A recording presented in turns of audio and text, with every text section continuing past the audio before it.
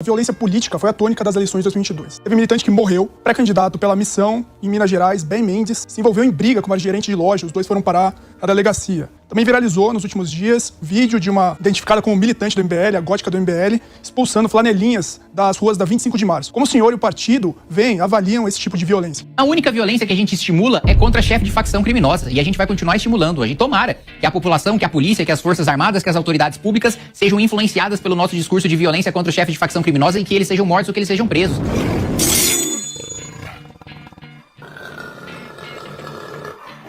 Como o senhor e o partido avaliam esse tipo de violência? Não, isso não é uma violência. Primeiro, a gótica do MBL que você citou aí tá defendendo a lei, basicamente, né? É ilegal você ser flanelinha, é ilegal você extorquir uma pessoa para exigir dinheiro para uma vaga pública, né? Então não existe nenhum tipo de violência. Primeiro que ela não expulsa no soco, ela chega e diz, expõe, grava, fala, o que você está fazendo é ilegal, você não pode fazer isso aqui. É, obviamente que ele vai sair constrangido, pode sair xingando, pode sair brigando, mas ele tem que sair porque é ilegal. Então não tem nenhuma gótica vigilante com uma máscara de Batman saindo agredindo pessoas por aí. Apesar de que de vez em quando eu sinto a falta de um Batman no Brasil, porque a gente tá cheio de coringa. Mas, do outro lado, né, por parte do Ben Mendes, ele foi agredido, ele foi defender a lei, ele foi defender o direito de um consumidor que foi injustiçado, que levou a nota fiscal, que cumpriu todos os requisitos para ser atendido. A lojista não quis atender, não satisfeita em ser confrontada com a lei, ela quebra um lustre, sei lá, uma lâmpada em cima do Ben Mendes, ele é linchado, ela morde ele, ela desfere socos contra ele, e aí ele empurra para repelir a injusta agressão. Isso chama-se legítima defesa, é o uso legítimo da violência. Não foi ele que iniciou a agressão. Aliás, se ele tivesse respondido na proporção de força que foi utilizado contra ele, ele estava preso pela Lei Maria da Penha, porque pegaram literalmente um lustre, quebraram nele, socaram ele, morderam ele. Ele repeliu com um empurrão. Se ele tivesse quebrado um lustre na cabeça da mulher, se ele tivesse mordido a mulher, se ele tivesse feito exatamente a mesma coisa que foi feita contra ele, ele estaria preso e... veja só, se repelindo uma injusta agressão, tendo apanhado como ele apanhou, ele já foi linchado pela imprensa como foi, porque na imprensa só saiu um recorte dele empurrando de volta. Não saiu o vídeo todo. Aliás, aproveitando esse espaço, eu sugiro que quem esteja nos assistindo vá no canal do Ben Mendes e assista o vídeo de 35 minutos mostrando tudo, para quem quer ver a verdade. Agora, para quem quer ver recorte malicioso de imprensa, para linchar a reputação de um pré-candidato só porque ele faz parte do partido Missão e só porque ele tem viabilidade no estado de Minas Gerais, aí pode se satisfazer com notícia falsa sendo espalhada. O senhor fala em viabilidade em Minas Gerais. Qual é a viabilidade? Bom, ele ou disputará o Senado da República ou disputará o governo do estado.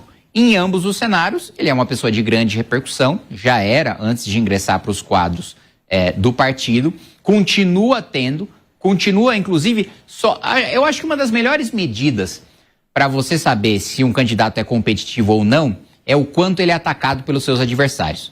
Veja, eu falo isso por mim, se eu tenho um adversário que ele é irrelevante, que ele não é viável, eu não vou dar atenção para ele. Porque quanto mais atenção eu dou para ele, mais ele cresce.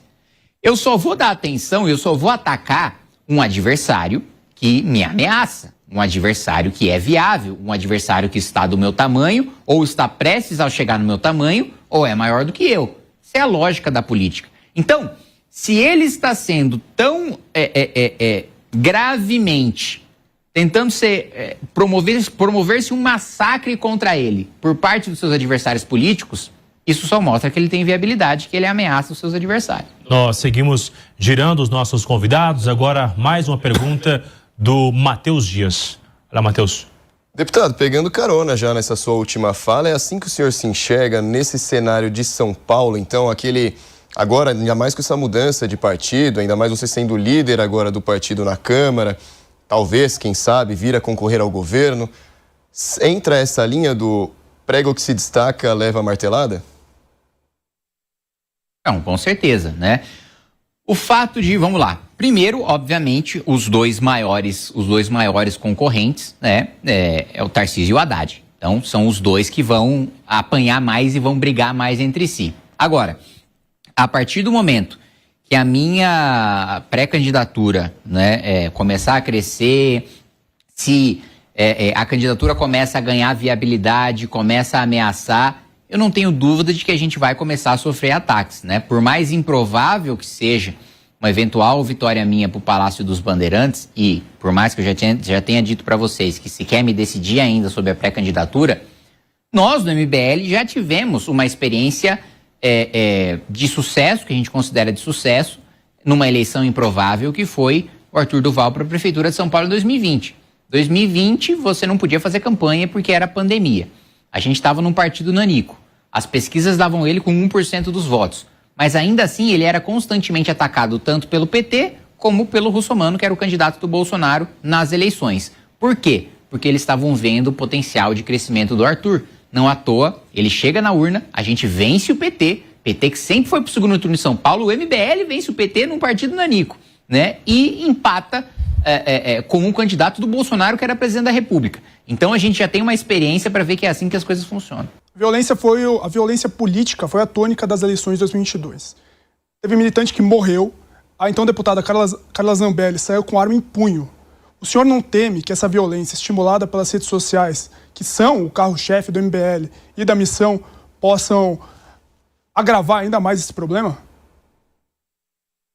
A única violência que a gente estimula é contra chefe de facção criminosa, e a gente vai continuar estimulando. A gente tomara que a população, que a polícia, que as forças armadas, que as autoridades públicas sejam influenciadas pelo nosso discurso de violência contra o chefe de facção criminosa e que eles sejam mortos ou que eles sejam presos. A gente não estimula a violência, a gente não manda nenhum militante do MBL ou da missão, nem sugere que ninguém do nosso partido saia espancando bolsonarista ou petista. Pelo contrário, toda vez que um militante do MBL foi em algum evento ou em algum local dominado por algum adversário político, a gente sempre apanhou. E eu digo isso porque eu senti isso na pele. Quando a gente sempre foi acusado de violência, de atacar os outros, de ser agressivo, e a gente sempre apanhou. São recortes maliciosos da imprensa que são utilizados contra a gente para colocar essa pecha. Mas vamos olhar os fatos. Quando eu acampei aqui em frente ao Congresso Nacional para pressionar o presidente Eduardo Cunha a pautar o processo de impeachment da Dilma, o líder do governo, Cibá Machado, disse que iria para o pau com a gente, que iam expulsar a gente da frente do gramado do Congresso. Mandaram a milícia do Guilherme Boulos, do MTST, para vir quebrar pau, pedra e jogar rojão em cima da gente. Eu apanhei do MTST. E sabe o que a gente fez? A gente ficou de costa. Por quê? Porque a gente sabia que se a gente reagisse, a narrativa da imprensa seria de que a gente partiu por cima do MTST. E ainda assim, a narrativa da imprensa foi canalha, mesmo com a gente virando as costas e apanhando, porque eles colocaram como se fosse uma confusão, como se fosse uma troca de agressões, e a gente só apanhou. Se a gente tivesse reagido, nem troca de agressão a imprensa teria generosidade de colocar. Colocaria que a gente teria agredido unilateralmente. Todas as vezes que o MBL foi promover debate, eu fui chamado para participar de um debate na Unesp, no começo desse meu mandato. Não consegui porque vieram me bater, né? Rasgaram o supercílio de um militante do Movimento Brasil Livre. Eu fui chamado, eu fui convidado, né, para ir lá falar, e gente de outro campus foi lá para me bater. Eu nunca bati em ninguém, nunca incentivei de bater em ninguém. A diretriz interna do Movimento Brasil Livre sempre foi: você vai apanhar, você apanha calado. E assim, como isso não está adiantando nada, eu acho até que a gente pode começar a mudar essa diretriz. A falar o seguinte, ó, se você apanhar, se defende. Continua com a diretriz de não bater em ninguém, mas vamos acabar com essa diretriz de só apanhar. Porque a gente apanha e ainda continua sendo denunciado pela imprensa como se a gente batesse, então pelo menos vamos nos defender. O senhor fala que não houve uma reação em relação a esse episódio, mas que houve uma narrativa. 8 de janeiro, houve também uma narrativa ou houve uma ação de fato? Não, no 8 de janeiro a gente não teve nada a ver, em primeiro lugar. Um ponto, tô dizendo sobre as narrativas que se colocam de fato que acontecem. Não, sim, eu não tive nada a ver, em primeiro lugar, o MBL não teve nada a ver, a missão não teve nada a ver, e de fato houve violência contra policial, houve vandalismo e quebra-quebra no Congresso Nacional, né? Eu diria até que no caso da policial que foi espancada, derrubada de um cavalo, eu imputaria até tentativa de homicídio contra as pessoas que estavam fazendo aquilo contra ela. Então, sem dúvida nenhuma, teve violência. Isso está gravado, né? Quem quiser negar os fatos, negue os fatos. Agora a gente segue girando. Mais uma pergunta do Matheus Dias. Deputado, ainda nessa pauta da segurança, o senhor já falou aqui sobre prisão perpétua, já falou sobre pena de morte. Em relação a esse debate que vem se acalorado cada vez mais sobre mudança de nomenclatura, facções criminosas, grupos narcoterroristas, qual a sua opinião sobre isso? Eu não acho que a discussão não é sobre mudança de nomenclatura. A discussão é sobre mudança de classificação jurídica, né? Então, uma coisa é a gente considerar que um faccionado ele é um criminoso comum. Outra coisa é adotar o que nós defendemos no Partido Missão, que é o direito penal do inimigo, e considerar um faccionado, um chefe de facção, ou membro de facção, ou membro de milícia, um inimigo do Estado. E nós tivemos uma conquista grande, e esse foi um trabalho primoroso do deputado Mendonça Filho, de constitucionalizar o direito penal do inimigo. O que nós colocamos na PEC da Segurança, com o relatório do deputado Mendonça Filho, primoroso, devo repetir, primoroso, eu li e cheguei a ficar emocionado, tão primoroso que estava essa redação do direito penal do inimigo, e incluir pela primeira vez no artigo 5º, nos direitos e garantias fundamentais, o direito da vítima, porque hoje só tem o direito do criminoso. Mendonça Filho colocou o direito da vítima, a ter uma pena justa contra o agressor, a ser ressarcida por aquilo que lhe foi tirado, né? O direito à justiça, né? Basicamente, que sempre foi negado para as vítimas. O que a gente defende, então, de mudança de classificação jurídica é o seguinte: se você tem um território próprio, se você tem forças armadas próprias, se você tem hino próprio, se você tem um fornecimento de gás próprio, de água próprio, de energia próprio, você não é um criminoso comum. Você é um faccionado que pertence a um outro país que não é o Brasil. Você é um invasor estrangeiro, invadindo o nosso território nacional. E que, portanto, você não deve ser tratado como um criminoso comum. Como um sujeito, por exemplo, ele furtou uma coisa numa loja, ele pode até ter roubado, mas ele não é um faccionado. Ele vai ser punido com uma pena dura, ele vai trabalhar dentro da cadeia, ele não vai ter visita íntima, ele não vai ter saidinha, todas as restrições que nós defendemos. Mas ele vai passar por um processo penal comum. Se você é um faccionado, aí a história muda completamente. O processo penal contra você vai ser mais rápido, vai ser mais duro, vai ter menos garantias e você será tratado como um inimigo do Estado.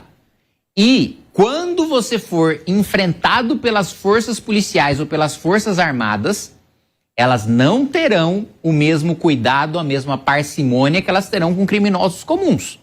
Porque você é um inimigo do Estado, porque você não se submete às leis, ao pacto social da nossa Constituição. É como se o Paraguai amanhã decidisse invadir o nosso território. Nós entraríamos em guerra com o Paraguai.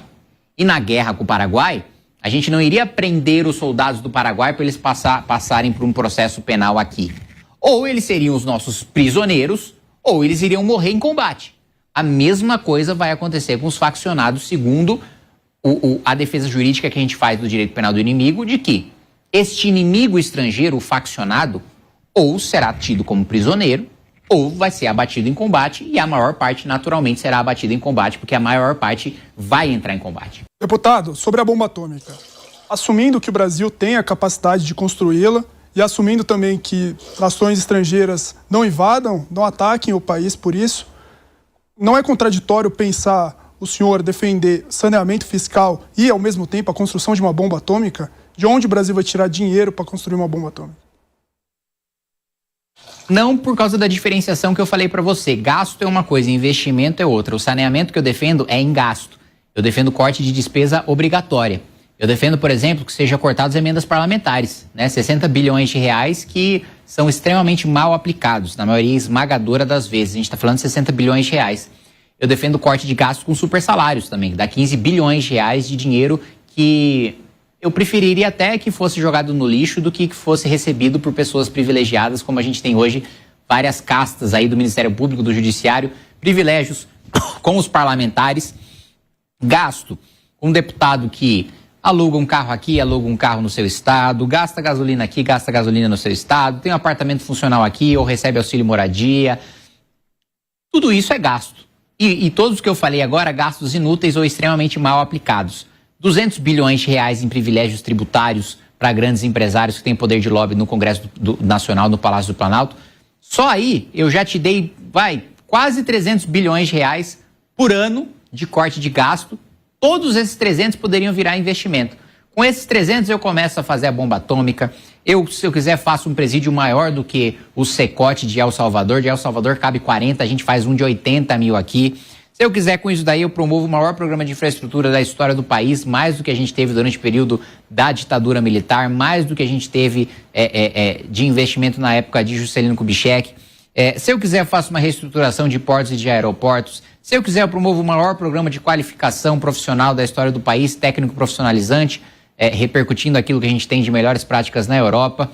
Se eu quiser, eu promovo isso em bolsas de iniciação científica e de financiamento de ciência de ponta, para a gente ter, como a gente tem hoje na medicina do Brasil, na pesquisa de medicina da USP, que está na ponta de linha, na fronteira do conhecimento do mundo, a pesquisa agropecuária que a gente tem na Embrapa, que inclusive eu estou ajudando num programa de agroespacial, né? O Brasil vai ter uma parceria com o programa Artemis. Olha que coisas grandiosas que a gente tem no nosso país que a gente não sabe, por causa de investimento. Vamos participar da missão Artemis ali, irmã, né? Na mitologia e também agora na tecnologia, da missão Apollo, para promover também o que a gente tem, para ter algo parecido com o que a gente tem também na aviação civil, que a gente também está na fronteira do conhecimento. Então, assim, se você me perguntar as fontes de recurso, o saneamento fiscal para fazer investimento, eu vou ter excesso de coisas para te falar.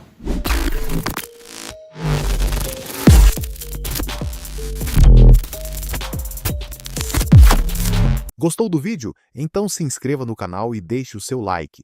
Esse apoio faz toda a diferença para continuarmos trazendo mais conteúdos. Te vejo no próximo vídeo.